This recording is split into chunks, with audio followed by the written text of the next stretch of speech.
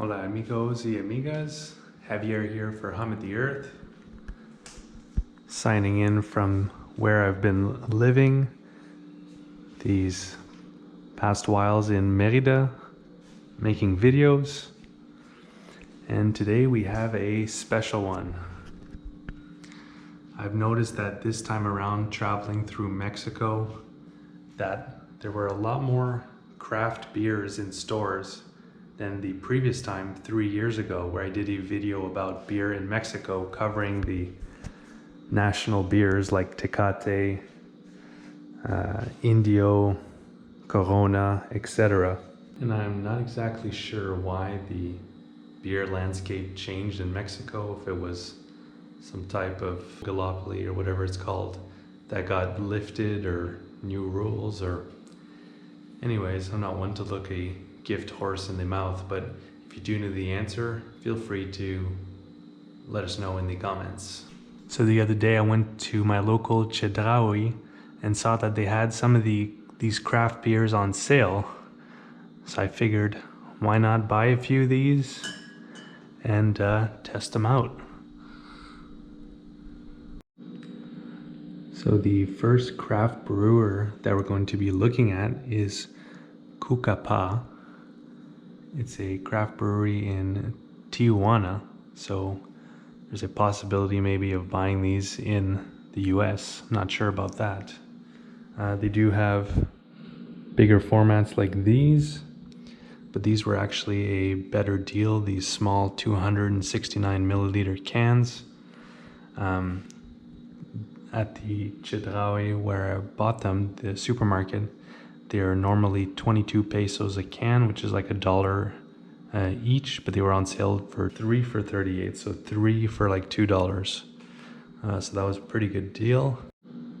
So the first one we'll be trying is the Obscura, a brown ale.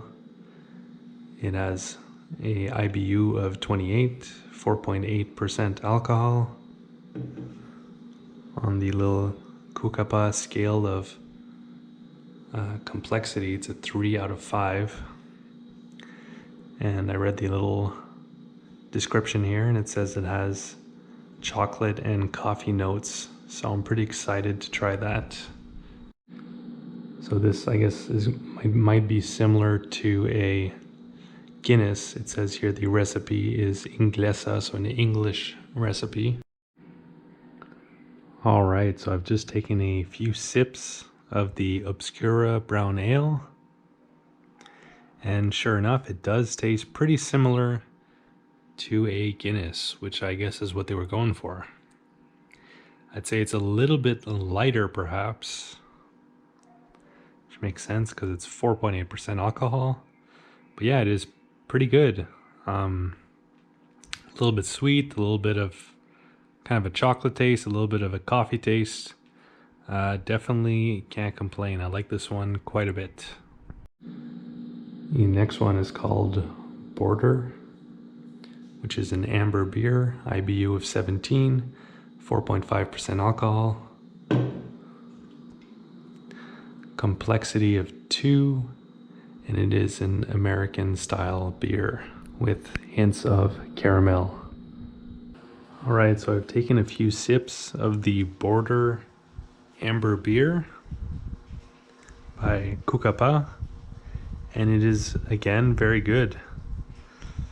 Once again, maybe lighter than a typical amber beer a little bit. It is 4.5%, and you definitely taste the caramel without it being overly sweet. So again, another winner here by Kukapa, and it's got a nice story about the border here. Okay, so next from Kukapa we have a Kolsch, which I believe is a German type of beer. It has 18 IBU, 4.5% alcohol, and only complexity of 1 out of 5. So yeah, it says here the recipe is German style here. That's not too surprising from what I remember of Kolsch beers. I think there's actually a brand called Kolsch. It's a clear, kind of easier drinking type of beer. All right, so the final beer that we have for Kukapa is the 57. Did not mention the name of it earlier. This is the Kolsch, and this is surprisingly good. It's not as yeasty as your typical German Kolsch, and I quite prefer it over the beer that's called Kolsch. That's usually in a green bottle that's available in Canada, US, and Europe. So it's kind of a Mexican take on it, kind of similar to the other two in the sense that it has the similar flavors to a brown ale or a amber beer, but the Mexican version is smoother. And this one, yeah, because it is lighter and again very tasty, I could see this one being a regular beer, or at least one that you could have multiple of in one evening. These ones, even though they are a bit lighter, they're still heavier beers. A dark beer and a amber beer. This is a Kolsch is a light beer, or lighter beer. This one is 4.5%, so yeah, this could be like a regular one. Very tasty and not too heavy. So overall, very impressed with Kukapa, our first contenders here in the craft brew bonanza. So it's starting off strong with the Kukapa triple pack here. All right, so the next family of beers we have here is from Boca Negra, which is a craft brewery in Monterrey, so again in the northern part of Mexico. It says, "We value men for the quality of their work." This is the kind of logo here. So what's interesting here is both beers are 5% alcohol, which is a little bit higher than the typical Mexican beer, which is 4.5% alcohol. The Kukapas were all about 4.5. The brown ale was 4.8. So for Boca Negra, we have a Pilsner, which is like a Czech style beer that I have many times, so I'll have a frame of reference for that. And a Dunkel Weizen, which I'm guessing is probably more of a German style beer. I'm not sure if there's any fruit flavors here given the color of it, but we'll find out. And I've started with the Pilsner here, so I've already had a few sips, and I'm very surprised with this one. I'm not usually the biggest Pilsner guy, but this one I like quite a bit. It just kind of hits a perfect balance. It's not overly yeasty like some of them can be, other Pilsners, and it just has a lot of different flavors. Maybe a little bit sweeter than normal, but not overly sweet, and maybe even a bit of like a coffee, darker type of flavor, and maybe almost like some fruit kind of notes in there. Anyways, it all works together very well, the different flavors, and there are quite a few of them. And yeah, I would say so far out of the beers that I've tried, this one is kind of the most impressive because I feel like it's the most unique out of the other ones. The other from Kukapa were good, but they were just kind of lighter, easier to drink versions of beers that I think I've tried before.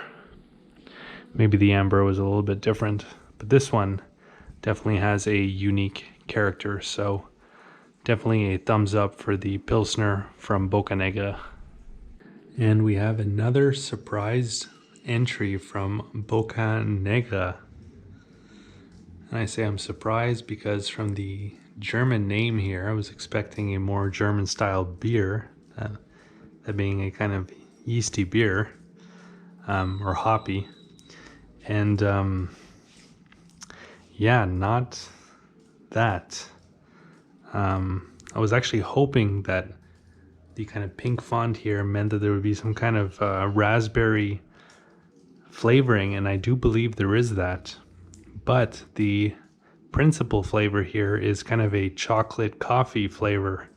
So it's kind of like a dark chocolate and raspberry mix, and it is delicious. It's an excellent dessert beer, I would say, and it is very tasty, pretty rich. So probably wouldn't want to drink multiple units of, but very tasty, and I'm very excited to finish the rest of this.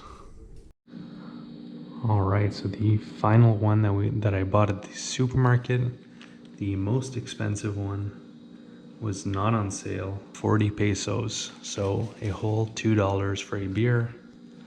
But that's not too bad when you consider that it is a craft beer from Cervezaria Allende, which is made in San Miguel de Allende, which is north of Mexico City, but further south than the other two. And the reason why I decided to splurge on this one is because it is an Agave Lager. And agave is used for, I believe, making tequila and some other things like lotions and creams and whatnot. So that's something I've never tried before, so I'm looking forward to giving this a try. It is 4.2% alcohol.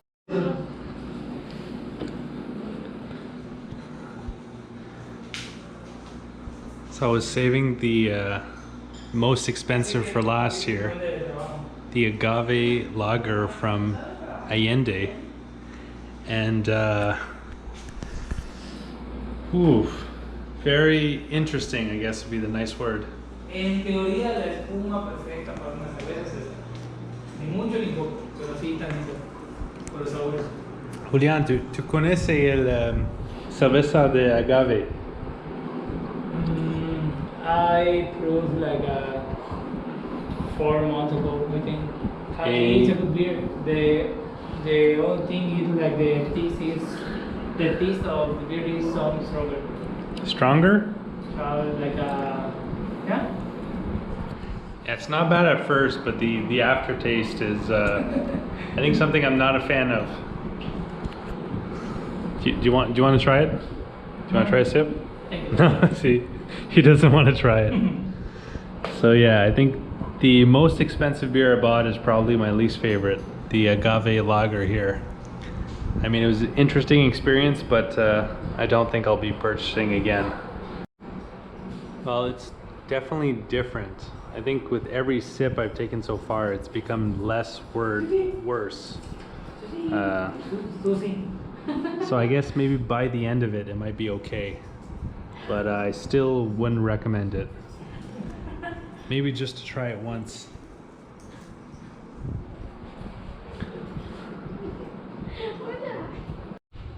So a few more sips later, and still not down with the agave. Kind of tastes like I'm drinking cleaning products a little bit. Yeah, I don't feel great about being negative about this beer, but that's just how I feel. Allende does have other beers that I'm sure are good to great, but for me, in my palate, the agave is a no. But it's definitely something different, so if that's what you're in the market for, it might be worth a try.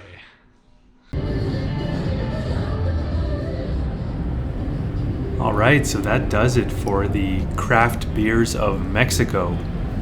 And these beers specifically that I showed in the video, I bought at a national supermarket chain, so you should be able to buy these in different parts of the country, which is nice.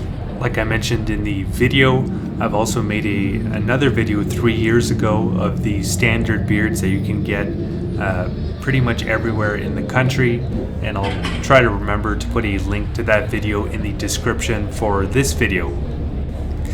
And if you enjoyed this video, please click the like button and subscribe to the channel if you haven't already. And if you'd like to see those other videos of the city of Mérida, I have a link in the description below this video where you can find all those videos of Mérida, as well as the other videos I've made traveling throughout eastern Mexico this time around in 2021. You'll also find in the description a link to the first time I traveled through Mexico 3 years ago, bicycling through the country, through western and central Mexico. That was part of a larger trip, bicycling through Latin America. I've also bicycled through Eastern Africa and Eastern Europe, and I have playlists for all those countries that I've bicycled through available on this very same YouTube channel, Hum of the Earth. Alternatively, if you'd like to see an interactive map of everywhere that I went and everything that I got to see and do, I have that available over on my website, followthehumoftheearth.com.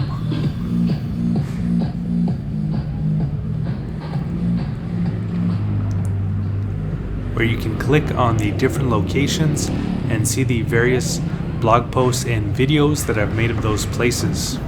And if you'd like to follow my continuing adventures through Mexico's Yucatan Peninsula and beyond, you can do so by clicking on the red subscribe button and clicking on the bell to be notified when new videos come out.